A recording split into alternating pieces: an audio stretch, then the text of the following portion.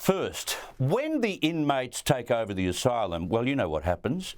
Chaos and calamity ensue.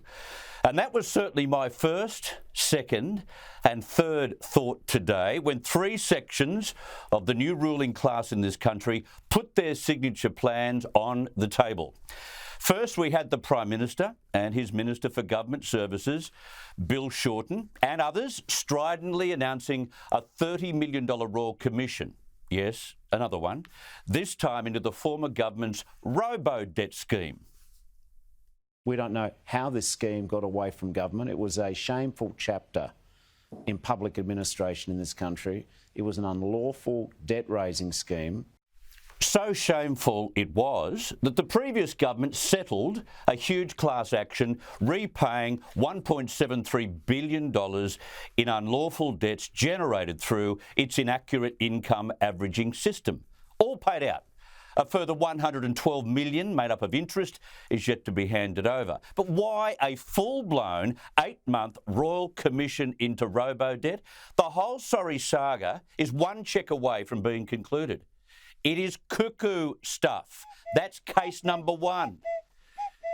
Now, this looks like another exercise to me in Anthony Albanese's obsession with Scott Morrison, because you see, it was Morrison who was the Social Security Minister when this scheme began in 2015. He might even be able to get the vanquished former PM squirming in the witness box, do you think?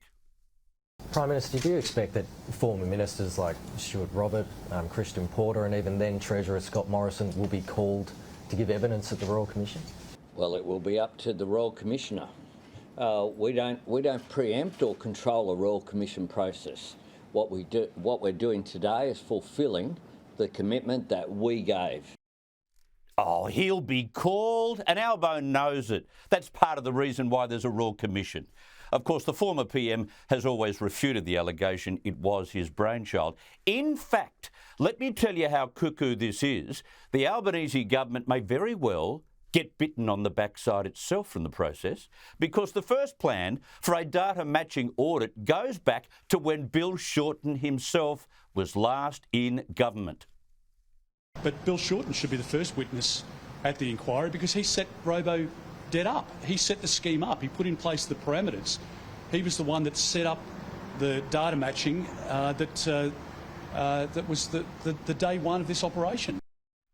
Today's announcement should have been an announcement about having a Royal Commission into the pandemic. This is what we need to learn, not a Royal Commission into something that's had two separate inquiries already and has been settled.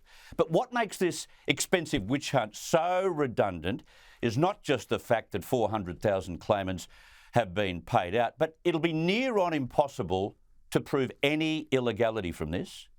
But of course, that hasn't stopped their second inquiry into Scott Morrison's multiple ministries either. So it's taxpayers. You'll be the losers because you'll have to pay, firstly, the $30 million plus, it always blows out this stuff, to run the commission, and then probably have to fork out another $1 billion in hardship damages to the families of those who say they committed suicide because of Robodebt.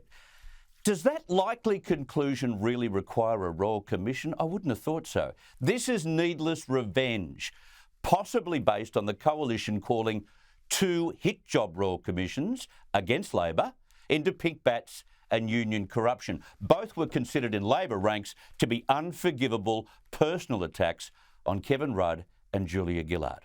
But Labor's in charge now, and they can pull the levers to hurt the Liberal Party in any way they choose. Which brings me to the next cuckoo announcement of the day, the second. It comes from the same woman who suggested to prevent Warragamba Dam spilling during flooding, Sydney Shiders should simply turn on all their taps for a while. Yes, the ACTU Secretary Sally McManus, who wants unions to have the power to strike pay deals covering multiple workplaces to help increase wages. A ridiculous one-size-fits-all wage spike. And this will be a key demand, would you believe, to be put forward at next week's Job Summit. You're still going to have enterprise bargaining. So your market leaders, your people out the front like Coles and Woolworths, they'll still do things like they do now. It's just basically all the people in the middle who are missing out. They effectively, at the moment, haven't been able to bargain, and we want to give them the right to bargain because more people that bargain, the more pay rises.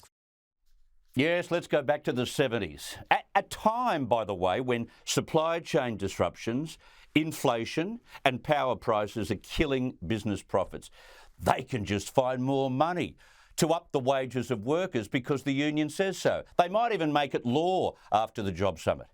The unions have the power once again in this country, you see, and can come up with whatever cuckoo concept they choose. It is cuckoo. Case number 3. This might beat the first 2 cuckoo cases. It comes from the wacky Greens. They're worried about high rents and are calling for a nationwide, wait for it, 2-year rent freeze to allow incomes to catch up with surging prices. What? Are we going to nationalise every rent in this country, are we? This is socialism on steroids. Let's tamper with the property market and the law of supply and demand and just force landlords to cop a hit for 2 years.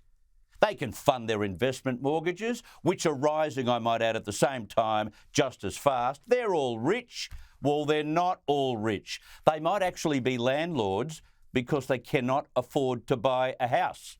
Another wacky and cuckoo brain explosion from the Greens. That wins the cuckoo prize for the day. Of course, the Greens also want to phase out negative gearing. We don't want negative gearing and capital gains exemptions. Let's not even go there. How about we just ban a free market economy altogether in Australia?